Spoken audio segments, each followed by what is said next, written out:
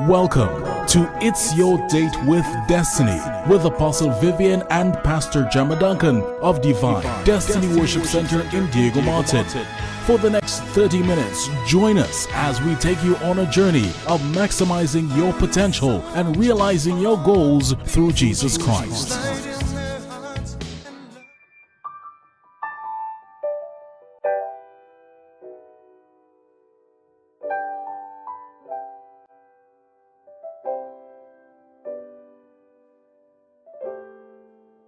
Why is it when you need a miracle, it doesn't happen, but when you least expect it, it happens? You are married, you have challenges in your relationship, but your spouse is unwilling to accede to any counseling.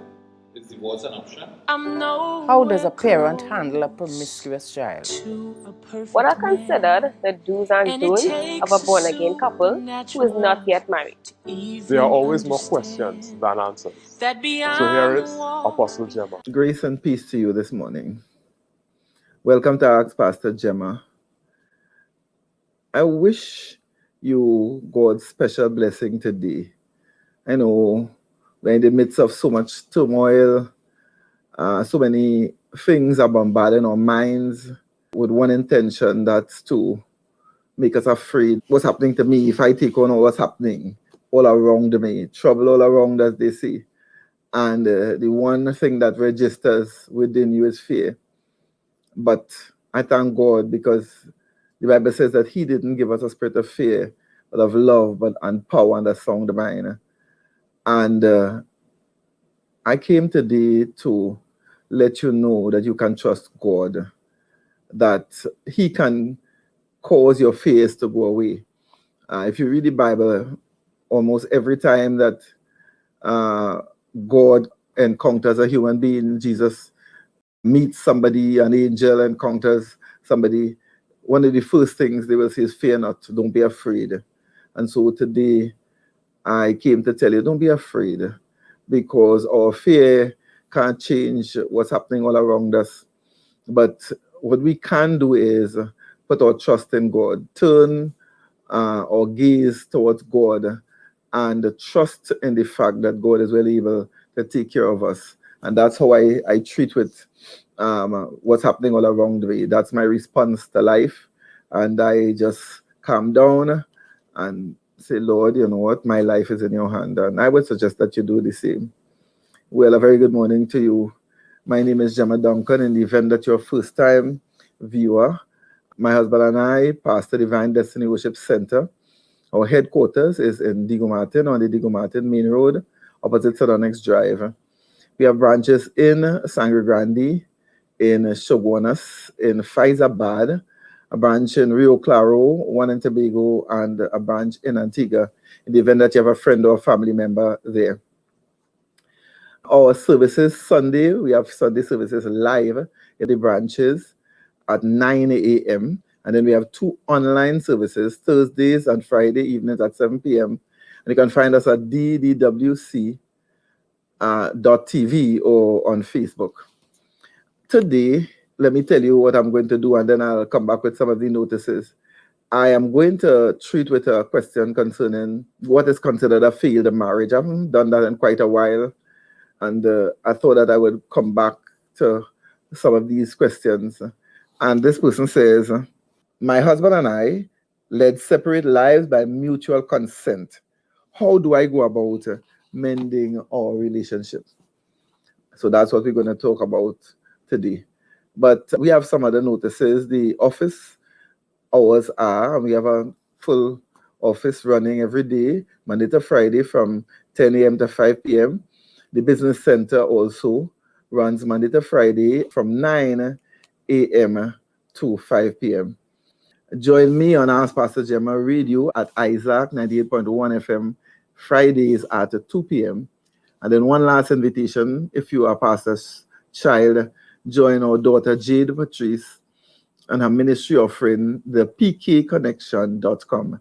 The PK stands for Pastors Kids Connection.com. So we're going back to our question. My husband and I have led separate lives by mutual consent. How do I go about mending our relationship? Well, thank you for including me in your effort at rebuilding your relationship. And that's something I am very happy to do. Anytime somebody comes to me and what they want to do is rebuild their relationship or improve it in some way or the other, I am usually very happy. And, sometimes people come to me and the first thing that comes out of their mouth is, I'm going to have a divorce, so I'm going to divorce my husband or so on. And I said, well, you're in the wrong place. I am not a divorce attorney. Perhaps you need to seek help legally.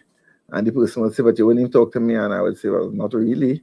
If you already made up your mind to get divorced, then why are we having this conversation?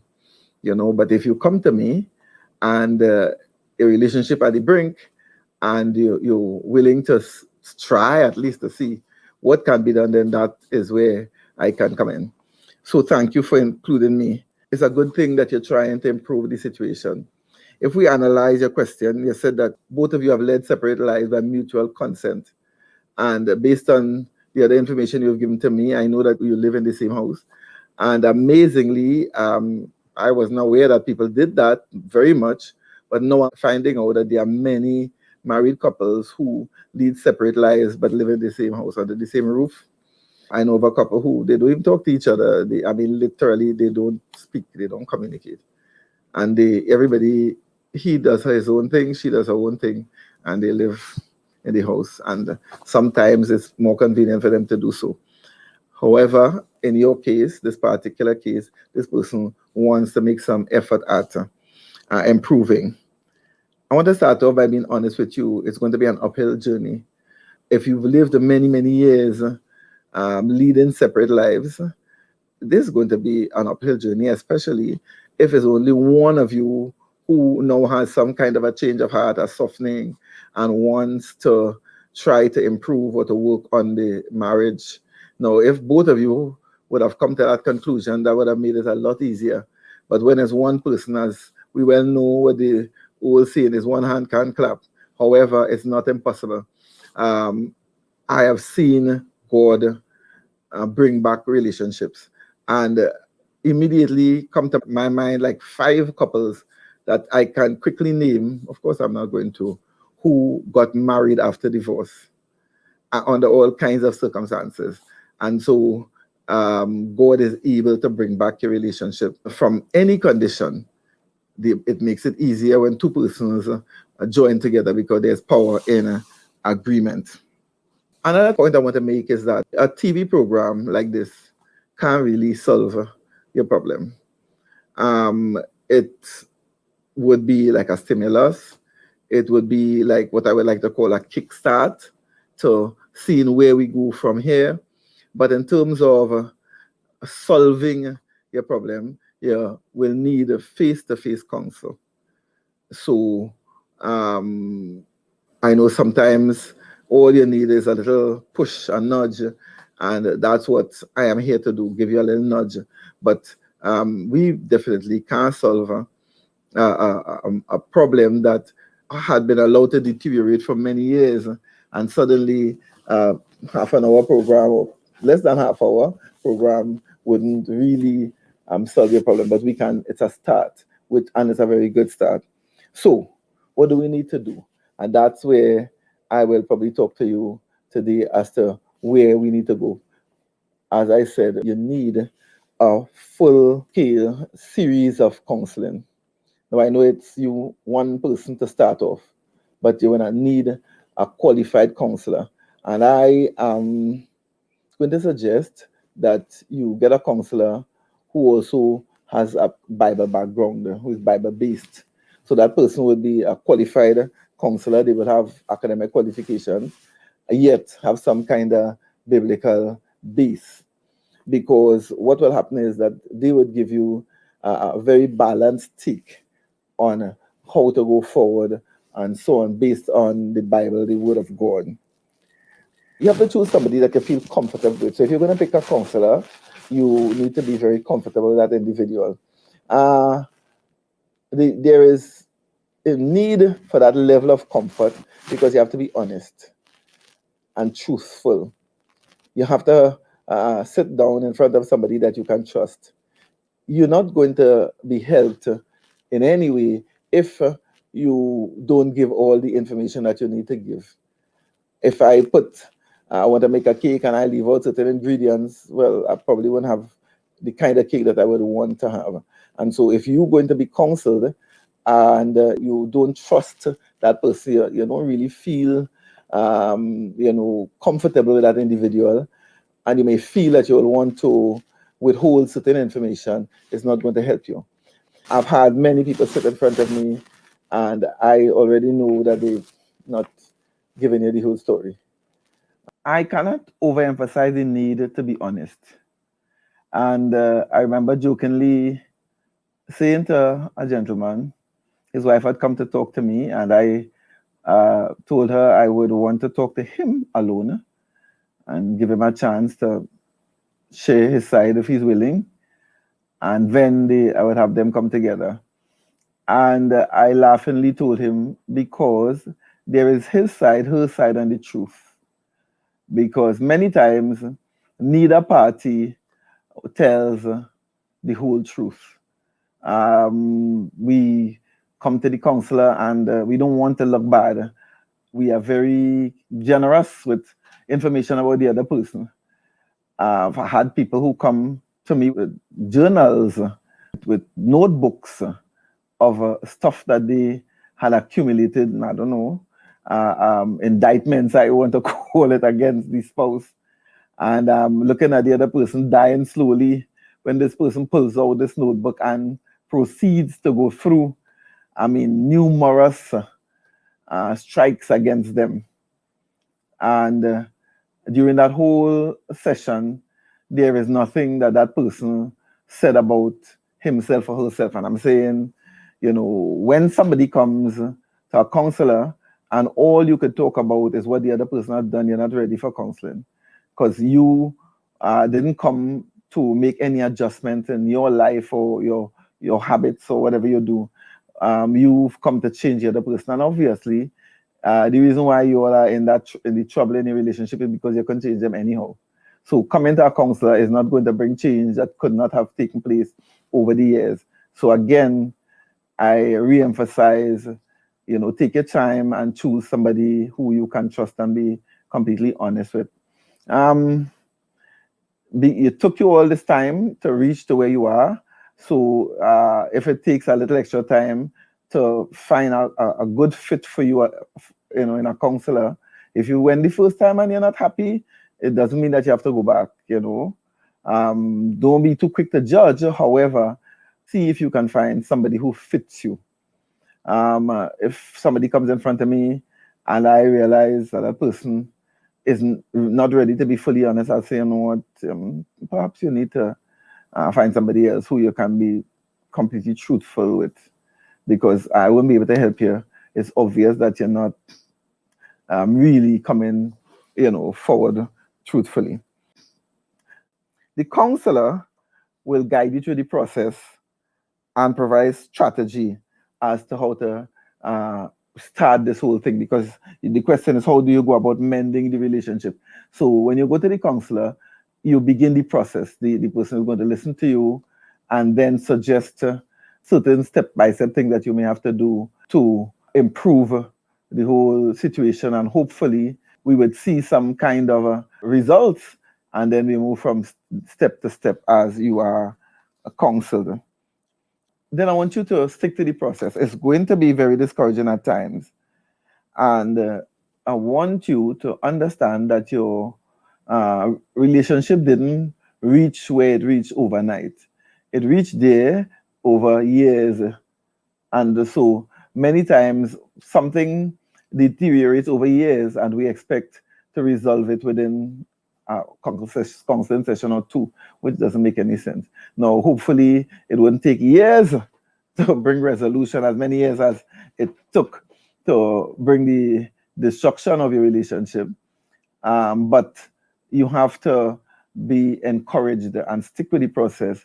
And I believe that you can succeed. We've seen many, many, many relationships turned around, and many times they are far better than they were before. when both parties commit themselves to working on the relationship, right? Now that I have encouraged you to go ahead and seek counsel, you have to choose. And sometimes I talk to people, and I may not be the person that person wants to counsel them, and that's fine, you know. If you was in church and I know of other people, and I would say, well, you know, we have these people here, you can choose from them and so on. They're not obligated, especially if that person doesn't feel comfortable to talk to me. Then, you know, as I said, I was talking about the importance of finding somebody with whom you're comfortable. So what can I do on TV? So now that I've done all of that, you say, but so what are you going to do? Well, let's do the TV thing now, right? And I probably could only touch one thing, and we will pick up on it next time we meet. And the first thing I want to talk about is how not to have unrealistic expectations. I could tell you that from the television, because almost everybody who comes have what I like to call unrealistic expectations. Very few people come very level-headed and thought through what they're about to do and so on. And most people come and in their minds, they have it all worked out, how things will be, how it's going to be resolved, what the other person will do, and so on and so forth. And immediately you know that that person has what I like to call unrealistic expectations. Remember, your marriage had deteriorated. Keep that in mind. Number one. So it was already in a mess. Then both of you agreed to live separate lives within the same house. Now, one party, decides that they want a change and they would want to go back to what it used to be. So what it used to be, what? You want to go back before you plan to live separate lives. You have to go back before it deteriorated. And I'm presuming there must have been something good and workable from the onset. So that is a process. That's like swimming upstream. Is it an impossible process? No. It's very possible. It's very doable, especially with God in your corner. And I'm telling you, if you have a desire to work towards mending your marriage, God is with you. And then you have people with you, a counselor who is guiding you along. So unrealistic expectations we're talking about now. So we're moving in. You cannot presume that your spouse feels the same way. Remember, you both agreed to the whatever arrangements that you now have. Now you have a change of heart.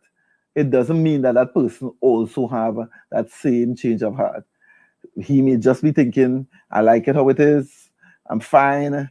I'm free to go and come. I don't want any obligation. And you are the one who want to go back to what it should be as a marriage, as a relationship. So don't go in there anticipating that he would want what you want. So that's a hurdle. Again, I don't want you to be discouraged, because remember, we have God on our side. God could help him, nudge him along with a change of heart. So where do we start? Well, next time we meet, I'm going to go deeper into this. I want to start by using what I like to call the Esther model to deal with your situation. The Esther model. In the Bible, in the book of Esther, Queen Esther had a situation, and the situation affected her very life and well-being, and not just her life, it threatened the lives of the other Jews. She was Jewish, and it meant that there could have been a total destruction of all the Jews, including Queen Esther. And she devised a strategy that worked for her.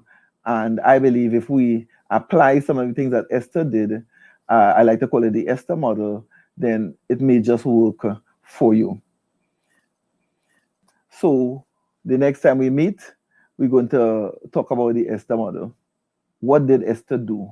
How did she bring about a change in her circumstances? Again, we just closing off with the question: my husband and I have led separate lives by mutual consent. How do I go about mending our relationships? And I've just reached the stage where I strongly suggested that the individual see a qualified counselor, Bible-based. And then I was just about to tell you what I feel comfortable to tell you on TV. And we want to use what I want to call the Esther model. So perhaps you can find the time to read the book of Esther, very interesting reading in the Bible. And next time we meet, we are going to look at part 2 of this interesting question that might apply to very many people viewing me. Perhaps I might stimulate you to want to go after resolving your differences in your marriage. You are who you are, yesterday, today, and forevermore. What you say is what you do. You never fail, you never change. You are faithful till the end. Faithful God, I worship you. I worship you. You're too faithful to fail me. You're too faithful to disappoint me. You've proven yourself in my life, and I've come to realize you're too faithful to fail me. You're too faithful to fail me. Oh Jesus, you're too faithful to disappoint me. You've proven yourself in my life, and I've come to realize you're too faithful to fail me. Da, da, da, da, da. Oh, da, da, da. Yeah, da, da, da. Yes, we worship. You are God. You are who you are.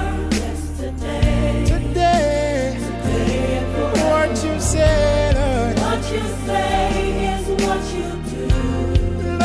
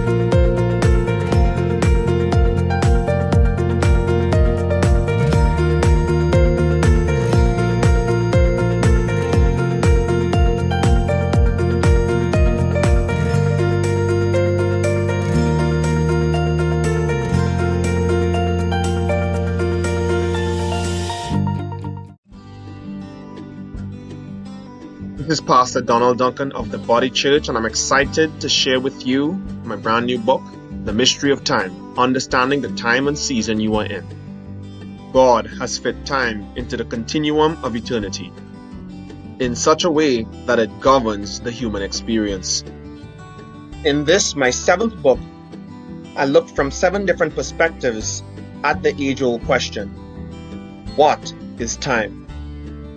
I provide scriptural best practices for discerning God's timing and share effective tools for understanding the end times. Most importantly, I reveal through the life of Jesus the value of living according to God's schedule and tapping into the wisdom of the Holy Spirit for a revelation of the future. Pick up your copy today. You won't regret it. Available now at Amazon.com. I don't want you to forget what Jesus said. He said, I am the way, the truth, and the life. No man comes to the Father except by me. God bless you real good.